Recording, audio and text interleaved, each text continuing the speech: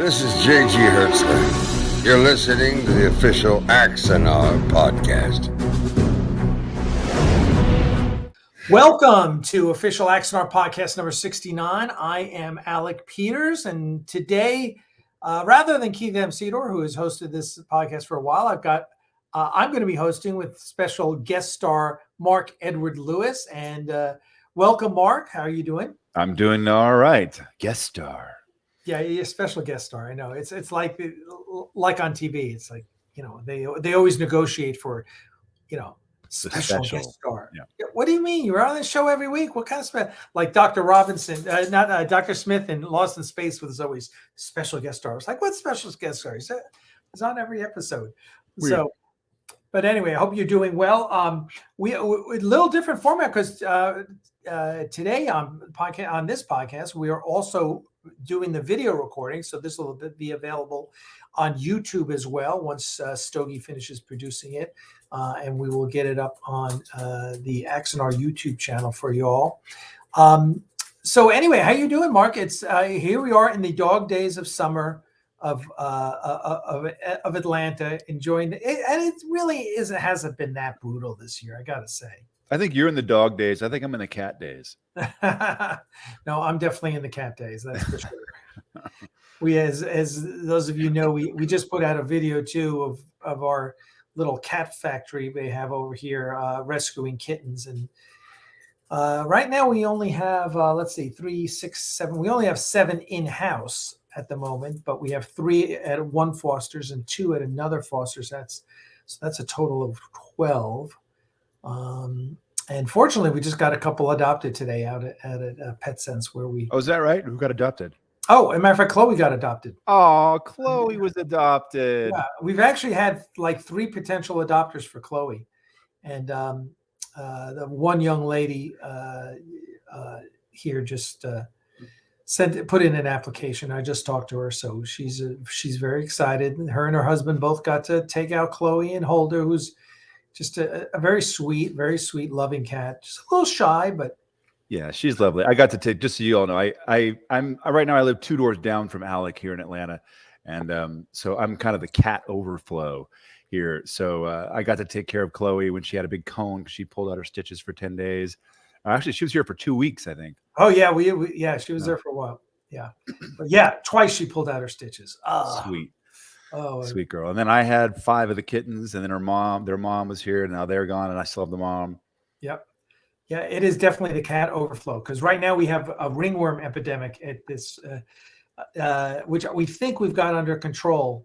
But I just moved downstairs. I just moved a Napoleon downstairs, and just because Napoleon was not affected, so we wanted to get him out of the quarantine and make sure he wasn't around the cats who were affected. So ringworm is just basically, it's a fungus. It's like athlete's foot, and it's funny because a lot of people treat it with athlete's foot cream, and which you can do, but we've got specialized creams and treatments from the vet, and we're shampooing them every week, and so hopefully that'll take care, because they're all sweet cats and can't wait to get them adopted. They're all getting to the age where they're going to be able to go to PetSense and get adopted. But anyway, that's what we call Starfleet Animal Rescue. That is the other thing that we're doing.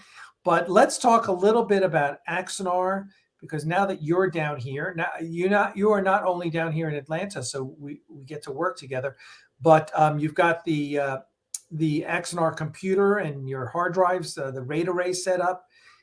So you are cooking with gas, as they say. Yeah, this computer and drive has been kind of all over the South. I had it in Tennessee at my old place, and then I moved to West Tennessee, and it came there, and now it's back where it started here in Atlanta. Yeah, and we got a separate computer. I like the one. Now, first of all, we got a shout out to OWC Computing, because they are everything about Macs, Apple computers, Macs, and storage. Their RAID arrays and their storage, you can talk a little bit about it, Mark. They are second to none. Well, and what's interesting is that OWC and Larry, who is their CEO, actually sponsored me for Cinema Sound.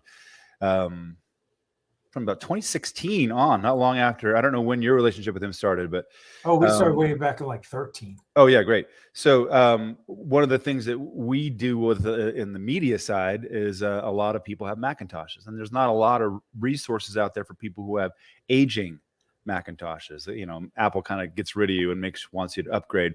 And if you've ever upgraded your iPhone, you know how fun that is, that you're going to be buying a new phone very soon because it slows down. They have that in there. So it's much the same thing with operating systems. But OWC has a really amazing business model to keep those old Macs, which are perfectly legitimate, going with various peripherals, hard drive encasings to Thunderbolt and USB. And then they also have basically updates for your batteries. They have updates for, just anything that you have that you need an update. Maybe not a screen for your laptop, but just about everything else. They can keep your old Mac going. And we have sold quite a few of their things over the years at Cinema Sound. And then when I found out that Larry was connected with Axanar, which I didn't know until, a couple of years ago, I was like, wow, this is great. So, for the kind of production that we're doing, we're cutting on DaVinci Resolve. We need kind of super power computers because we're cutting with, as some of you know, 6K and 4K footage, which takes a lot of power. And then I actually went and bought, shout out to Larry for helping me with one of my own set of raids that I brought from Tennessee. That I'm like, this is an old array. Can you help me? He's like, yeah, sure. So I wish I could turn the camera. I could show you. I have like a whole bunch of OWC arrays sitting right behind my laptop here. And tell everyone, because not everyone understands, what's a RAID array? A RAID array. It's such a weird thing. RAID is a redundant array of independent drives. A lot of words that means we take a bunch of drives that by themselves work fine, and then we mash them together on a Mac, or you can do it on a PC so that they all work in tandem. So if you had 4 drives, it works almost 3.5 times as good for video footage. And that means they're all kind of, one piece goes to the drive 1 and 2 and 3 and 4, and then 1 and 2 and 3. So they're all working as fast as they can in tandem, in parallel. And they make little boxes, enclosures that make that really effective. And OWC, I think, is probably at the top of the game making those. Yeah, and we took, I think I had 10 different drives from the beginning. At least. From the beginning of Prelude. I still have the original Prelude drive. And I literally, once we set up the RAID array here, because I think I've got a 48 terabyte redundant array here. I loaded all of it on this drive. And so now it's all at our fingertips. It's all in one place. Now, I still have the old drives, but this way we have, at some point we should probably get a tape backup because that's even more secure. But and then I have a 32 gig array that which has a redundancy called RAID 5, which means one of the drives actually acts as what's called parity, so that if any of the other drives fails, we can actually get rid of it, put a new drive in, and the other 3 will actually back it up, and we'll have all it's drive voodoo, but it works. Yeah, and it's great. So when you have so much footage as we do, because we have multiple shoots, listen, we have that whole 2019 shoot, most of which we're not using the footage of. We still have it, and we can pull things out of it as EPK stuff that you've got. So much of that. Yeah. Oh, yeah. There's just so much footage. And it's nice also because, having these drives, I know we recently sent one to Frank Parker, who is helping you as an assistant editor. Mm-hmm. So it's nice to have the ability to, send things out to people because, listen, once we get, done with principal photography, we really need to have the assistant editors working on pulling stuff out for EPK and for the behind the scenes footage for the Blu-ray and all. So let's talk a little. Now that we talked a little hardware, we'll talk a little bit about where we are. Where is Axanar right now? And so the good news is we have one big shoot left, which is 4 days. Looks like we're going to be shooting the end of August here in Atlanta at our studio at Airy Studios, which I actually should not legally say it's our studio because it really is. It's our studio in a communal sense, that we have taken steps to really remove Airy Studios, remove any official connection between Airy Studios and myself. just so that Aries Studios is standalone. It's a 501c3. It's a standalone business. Its whole entity, the entity is basically built to preserve the set and allow fan films and students to use it. We just had the students from Gwinnett County using it again about a month and a half or so ago. So, but we'll be shooting at the studio and hopefully finish principal photography. Right now we have 17 actors in the script and we have 10 of them in the can. So we'll be shooting 7 more actors, which includes a Klingon, a Vulcan, and 2 Andorians. Can't tell you, we're not going to discuss the cast or anyone just because of the hassles between CBS and the haters. People who are associated with Axanar tend to get harassed, which is really sad and pathetic, especially for, we're doing it for the love of Star Trek. And there's a lot of people who don't quite understand what that means, what Star Trek is all about. But we do, and we love it. And so we are, once we get those 7 in the can, boy, it is all downhill. It is post-production, it's VFX, which is a lot of work. But what we've done so far, and I'll let Mark talk to this, is create assemblies. Mark, tell us a little bit about the assemblies for these 2 episodes that we've put together. Yeah. Well, one of the great things about having it all in the can is that the politics end. We don't have to talk. We don't have to worry about what we're saying or anything like that because we've shot everybody. What are they going to do? Right. Come over and take our stuff? I don't think so. So they'll try. They'll try. Yeah, I've been on some pretty crazy shutdown, highly secure DevCon 1 kind of productions. So we may enact some of those protocols, but just because it's kind of fun to do also. So we've done something that we don't normally do in post-production, and that's that we've done pre-visualizations. Now we've done pre-visualizations. That's pretty normal, especially when you're doing a really big expensive shoot. You actually hire a company along with their own editor system, their own post-production situation there to literally pre-visualize every shot. And they'll go through, sometimes they'll use little, maquettes or sometimes digital characters, or sometimes they'll actually just go shoot stand-ins and figure out how to do shots. But in our case, we're actually, because most of what we're doing is interview style. It's green screen. It's people talking. The script really is everything.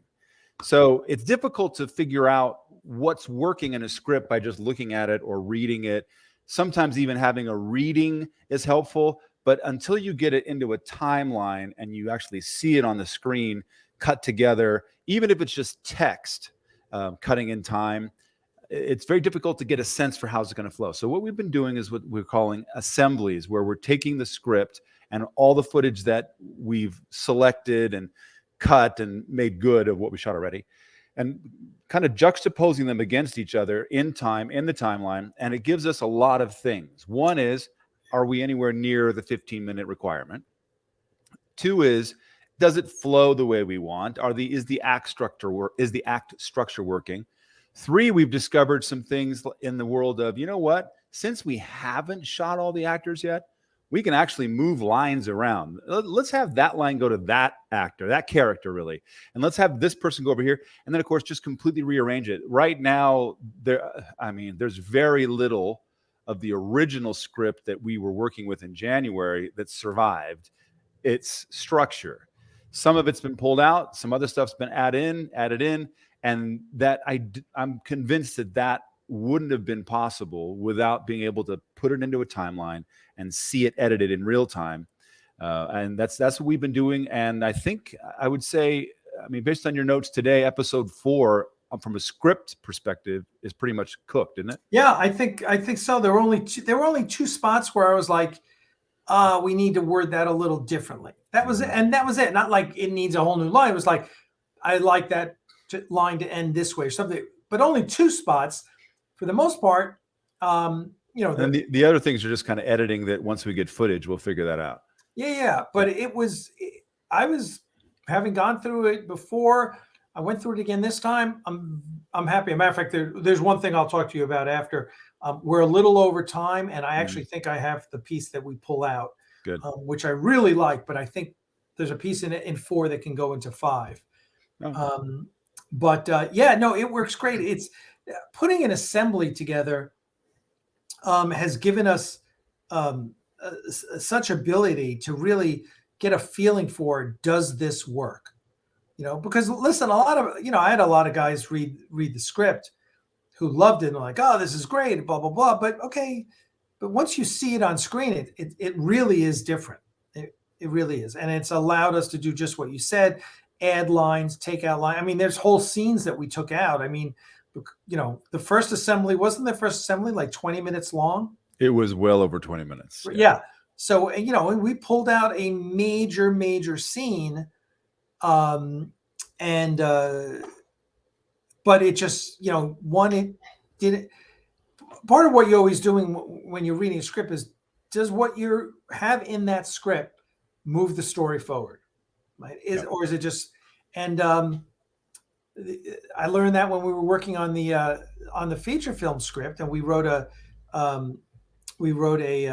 wonderful piece with Richard Daystrom coming onto the Aries when they got back, and I loved it, and I had actually talked to Anthony Montgomery about playing a young Richard Daystrom. He was, we had a lot of fun, and but it didn't move the story forward. It kind of like, oh, you're making this detour that's really not relevant, and I still love it all, and I still think it's a great piece, and there's some funny dialogue in there, but it just didn't work, so we took it out.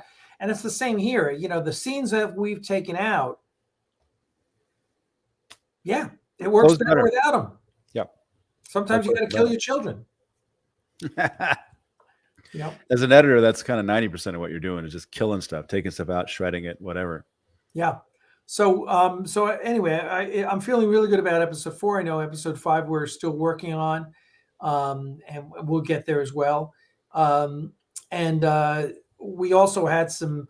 We have some good news. We got a big time Hollywood editor is going to take a look at what we're doing and give us some feedback.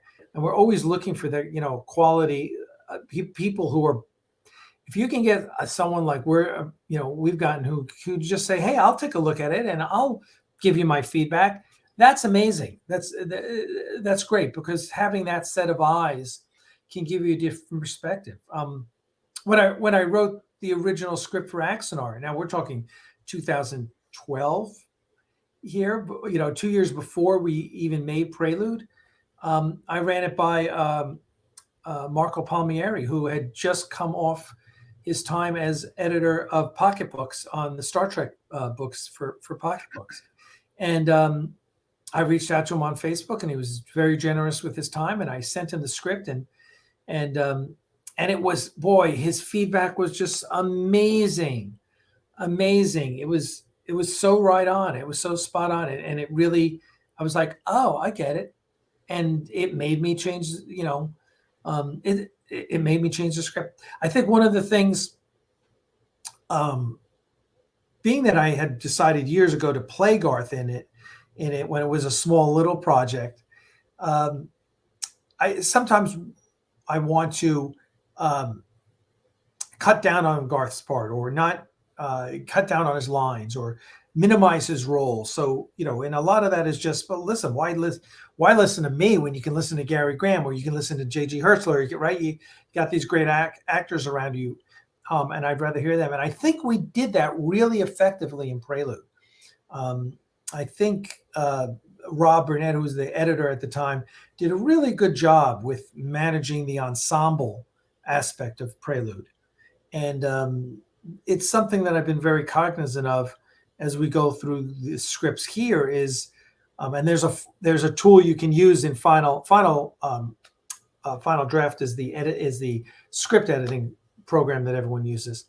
And there's a tool in there, you can run a report, and it tells you, here are the characters and here's how many lines each character has. And I've used it often, and Garth always comes off at the top because he's talking, it's Garth's plan and whatever, and Axanar ultimately is Garth's story. But I always try and go, okay, does Garth have to be saying that, or can someone else be saying that? And that's a balance that I've really tried to focus on, just because I don't want it to be all about Garth and I have too much of me in it. So anyway, so tools like this, tools like the assembly, tools like going through this beforehand, it really, and we went deep into the archives. We pulled out stuff from the 2019 shoot that we were able to salvage. We pulled out certain things from Prelude that were never used. I think everyone will be pleasantly surprised, which is one of the things that, again, in that episode 4 that I reviewed today, I was very happy with the way we were able to integrate some old footage from Prelude with some new footage of a new character. And I'm really excited. I'm very excited about that. As much as we're disappointed that, Richard's not with us anymore, we have a Klingon who I think is going to be really a really, really wonderful character. And I'm really excited about that. So what do we have next as far as, or is there anything next on the assembly front before we get to the shoot in August? Because once you're done with the shoot in August, all those slugs, those placeholders are going to go, and we're going to be dropping in everyone else's footage, and we're going to have a real assembly that'll be ready to go off to VFX to get composited. Well, and sound effects to get all the space battles put together. There's a ton of work to do there, and all the dialogue cleanup and color correction can start going. And there's just all the wheels of the machine start actually rolling. We still have episode 5 to get solidified from a script perspective. Yep. And it's been a little bit, there's nothing wrong with it at all. It's doing really well. But some of the things that we're being very meticulous about is what we classify as the second act. And that's where the protagonist is up in a tree, can't get himself down, and then we light the tree on fire. So some aspects of the original script of that last episode, maybe he was up in the tree, but we've been working towards how do we really get the pressure on. And so that's been why some of what's going on with episode 5 is still kind of languishing for us from a structural script perspective. But I mean, we're terribly close to having it all solved. And the ending, Alec cracked the ending. We were languishing over how we're going to end this. We don't like the way it was. Now that we've ramped all this other stuff up, how do we get a greater ending? And he's like, "Oh, I've got this idea." And it's like, "Wow, that's the end right there." So, that was fortuitous, and I think that was something that when we had changed it under the former director, I was just not happy with it, and but I also saw where it ended, where in my script was maybe not the tone we wanted. So I'm very happy we were able to keep that ending, which is just not the ending anymore, and then put in an ending that I think everyone's going to be real excited about. Which, listen, I think the ending to episode 4 is getting better and better as we tweak it. Yep. And I really feel like that will set up episode 5. We should also talk about release. Of course, the number one question we always hear is when's it coming out? When's it coming out? Which, listen, legitimate question, right? Great question. So it's coming out next year. I have been working on a theater in San Diego for a red carpet premiere. Now, when we did it back in 2014, we did it at Horton Plaza at I believe it was the AMC theater there. And unfortunately, that has been torn down.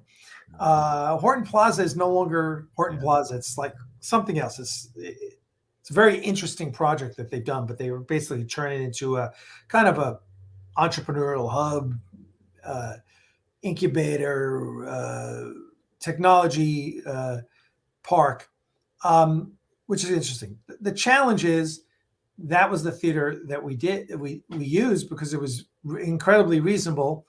And And I don't think they ever sent me a bill either. And but I checked all the other theaters in San Diego, and there's no good alternative. And I even checked the USS Midway, but they don't have a theater. And the big grand theater there is like $20,000 a night. That, it seats like 2,000 people. I'm like, that's a little more than we need. We need about a tenth of that. And there's just nothing in that range. So that's going to be a little challenging. So anyway, we're looking at that. It's quite possible that raises the importance of the wrap party weekend, as we call it, where we may well just focus the red carpet premiere at the Grauman's Chinese Theater in Hollywood, which does it all the time for little independent films. They've got a great package, and it's Grauman's Chinese Theater. You don't go in the entrance where all the people put their hands in the concrete. That's for the big movies. But they have like a multiplex inside, because the Grauman's Chinese Theater is enormous. And it is, I think the last movie I saw there was Fury Road. It is, that's where I saw the Star Trek 2009 red carpet premiere there. My good friend Jack Morrissey had given us the tickets that were sent to Bill Condon, his partner. I saw Star Wars there. Yeah, right? 1977. Yeah. There's so much, and there's so many either video or photographs of people when Star Wars was there. I mean, that was like, I'm sorry I lived in Long Island at the time. Yeah. I missed out on my childhood.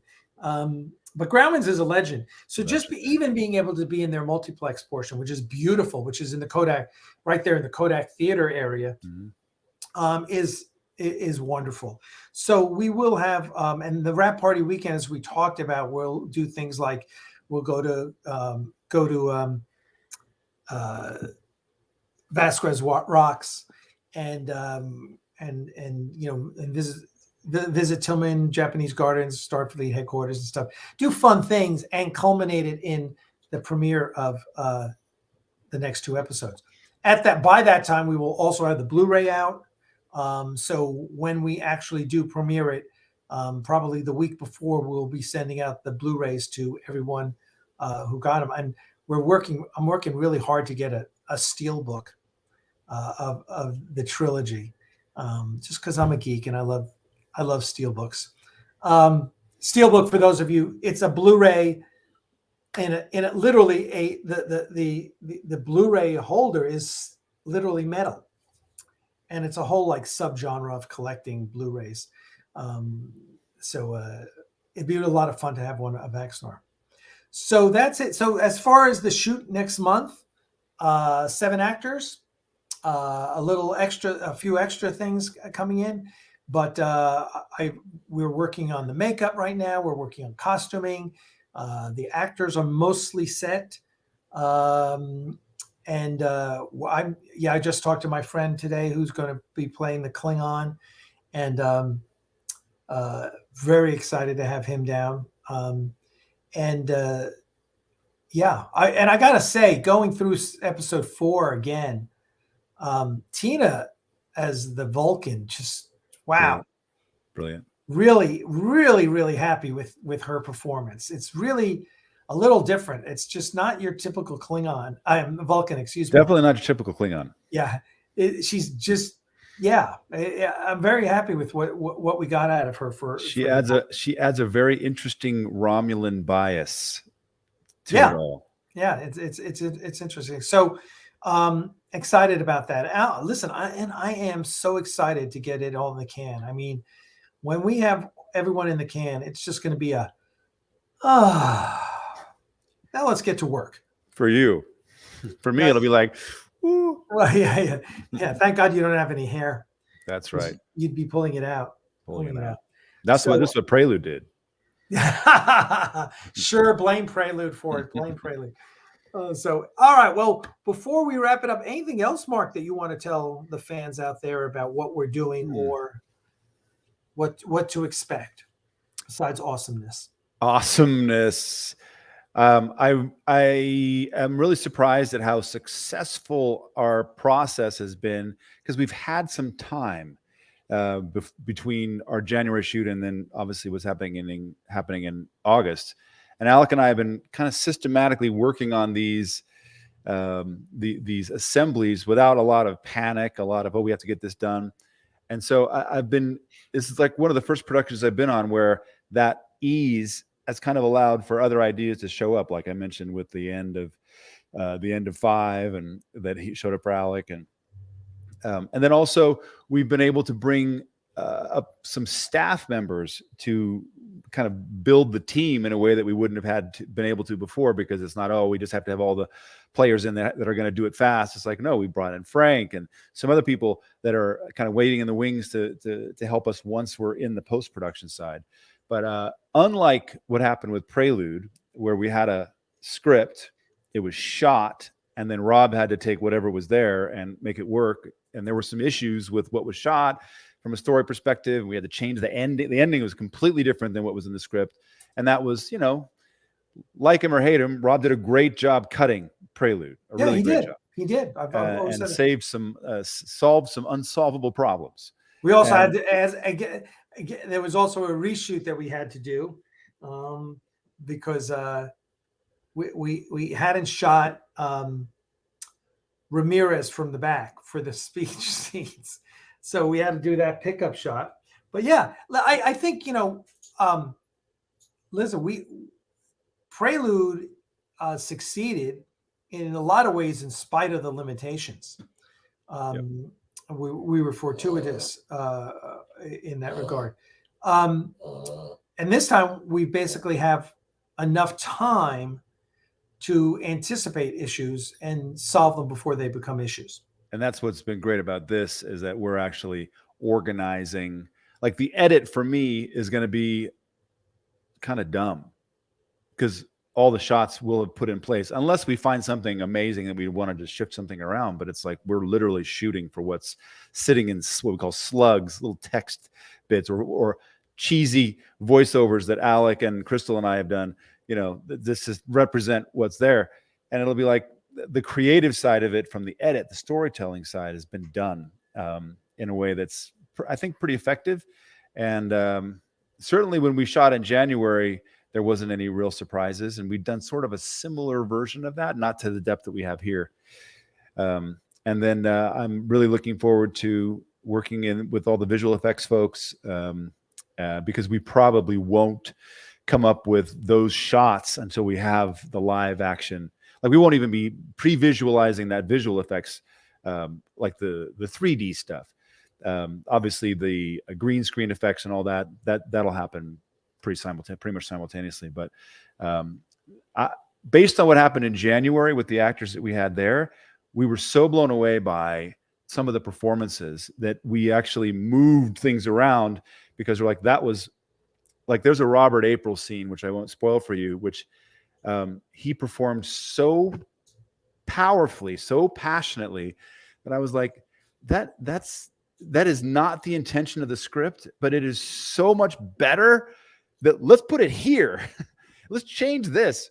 And it's just, that's the kind of thing that I love, that we're like, well, we know what's going to happen. We got the assembly. It's all put together. We're fine. And then the actors show up and bring their professionalism. And then Jeff is going to show up and Jim and do the lighting. And then you're like, wow, okay, that's way better than we thought. Let's do that. So yeah, for us to be so excited about how it is now, based on what happened in January, and we still kind of have our heavy hitters, many of our heavy hitters to show up here in August, I think we're in good shape.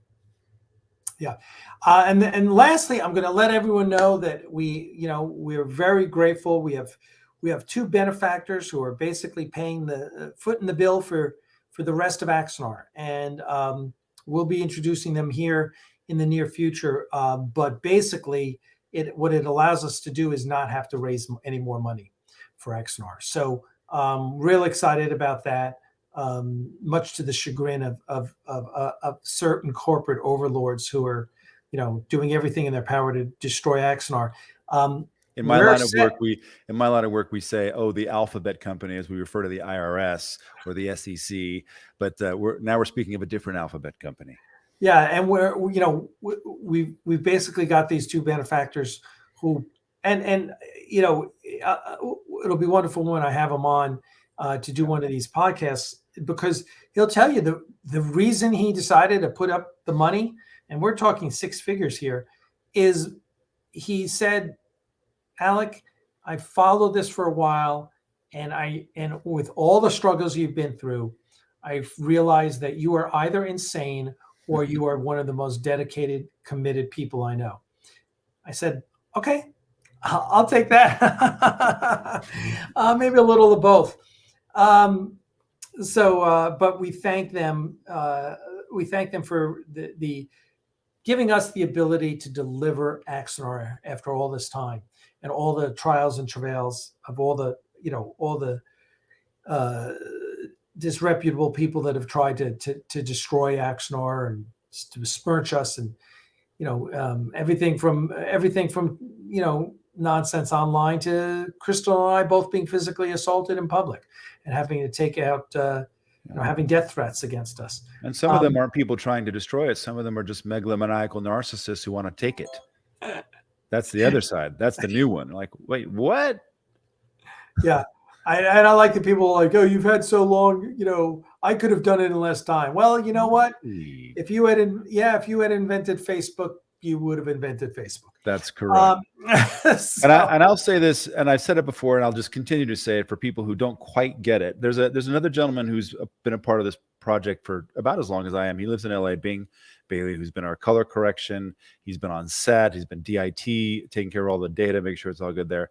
And, we've seen it not since the beginning, because I didn't meet Alec until 2013, but there's only one reason why this is still going, and it's not because it's such a great story, although it is. It's not because it's one of Richard Hatch's last performances, although it is. It's not because we're so great at what we do and that it's Star Trek. All those things are great. It's because Alec Peters has refused to give up, and you don't fail unless you give up. And there's only one person who can say that it's failed, and that's the person who's running it. And Alec, like a pit bull, to use the dog analogy, is just not going to get off your ankle until we get this done. And he's put everything in. He's put his health in. He's put his money in, more money than you can possibly imagine to keep this going, and has obviously taken the heat. Now, part of it is, I think he likes to fight. He likes that. He likes the energy. If it were just so easy, he'd be like, well, I guess so. So part of that is part of what makes Axanar have fire. And it's not a drama piece. So I think that kind of permeates the story, the fire that Alec Peters brings to it, the fire that we've had to go through. It's going to show up in the CG effects, which you're not going to believe. And then the actors and how they're showing up on set, because everybody gets it. They're like, this is the most important battle that forged the Federation, and not just, and the Klingons as well. And I know for Alec, this is the most important thing, and I'm honored to be a part of it. Well, thank you. Yeah, listen, once we're done with this, I can probably die happy, but until that time, I'm going to stubbornly stick around and make it, because as someone told me a couple years ago, they said, Alec, in 50 years, no one's going to know that Prelude to Axanar was not part of official canon. That's right. And I think that's, I know that probably pisses a lot of people off at CBS, because that's why they tried to kill us. That's exactly why they tried to kill us. Because as they said, quote unquote, it was indistinguishable from what the studio was doing. And so it's a testament to better. It's a testament to everyone who's still part of this project, or people that come onto this project now, or the donors who've stuck around for this long, and the people who keep following us. Listen, there's people who they'll comment and go, "Oh, Axanar's never coming out," and then there's people like, "I can't wait for Axanar to come out," and I think that tells you something about those people, not about Axanar. tells you about those people and how your outlook is on life. And it's a syllogism. Axanar is that kind of thing. How do you view life? What's the test? What do you think about Axanar? Yeah, exactly. And if your view is, they're never going to come out. Wow, that's a sad commentary on the way you view life. Because wouldn't you rather be half full than half empty? Because the people like, I can't wait for Axanar to come out. You're just like, God bless you. These are people who believe in the fight, who believe in the struggle, who want to see things done. So, and plus there's a certain group of people that I just can't wait to rub their faces in free copies of the Axanar Blu-ray. Right. I mean, to be fair to those people who are doubting, not the haters, but the doubters. I mean, there have been productions that were kickstarted. When we did Blade of Honor, there was a lot of people like, is it really going to come out? Are you really going to do it? There's so many that haven't. Some have raised a lot of money and are never going to come out. Some people have been scammed. I get it. I get that. And if you look at the body of work that has been released on this, that there was a success. We have a formula for making it work. We've had some roadblocks from the Alphabet company, some more significant than you realize. And it's going to come out the San Diego Comic-Con. Yeah. And I also think that people don't realize that all the struggles that go on behind the scenes, that everything, I mean, there's stuff I can't even talk about that if I let everyone know what was going on over the past year, would blow their minds. Even now is going on. It's up. I'm hoping it's going to be over here in the next week or so. But it's crazy. And, we still have an outstanding lawsuit against the former director who filed a fraudulent copyright on our script. I mean, people don't realize that. I mean, we've been fighting some dishonest person filed a fraudulent copyright on our script in order to prevent us from making Axanar because he's a dick. That's why. And that's what we've had, and we've had to fight that, and we don't talk about that a lot because, I'm not going to go around whining about all the assholes who are trying to prevent us from making Axanar. I'd rather talk about all the great people who are part of Axanar. Success is the best revenge. And success is absolutely the best revenge. So we're all looking forward to the day when this is complete. And again, thanks to our new benefactors for making sure that happens. Thanks to OWC Computing for their never-ending support. You guys are great. And thanks to all of you donors out there and all of you fans, whether or not you donated or not. Thank you for sticking with us because when you see what comes out next year, you're going to go, oh, man, that was worth the wait. And it will be, 10 years since we released Prelude. So there's a whole story there. There's going to be a whole documentary about that. And where a lot of the behind the scenes stuff will come to the front. But the whole idea is to make it a lot of fun for you all. So there you go.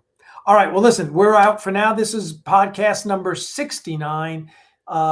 Get it wherever you get your podcasts or on YouTube, which is just the biggest source for podcasts these days. We appreciate your time and effort.